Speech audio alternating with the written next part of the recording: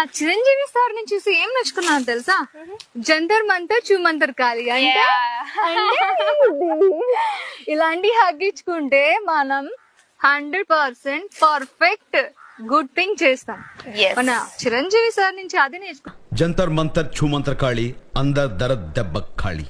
ఎవరైనా టెన్షన్ లో బాధల్లో ఉంటే ప్రేమగా దగ్గర తీసుకుని కౌగులించుకుంటే ఆ బాధలన్నీ మాయమైపోతాయని. ఉదయం నుంచి సాయంత్రం దాకా ఇదే తుడుచుడు. అరే అందరూ ఈ పక్క నుంచే బావాలా, గా పక్క నుంచి బావచ్చుగా. ఓ సారీ. సారీ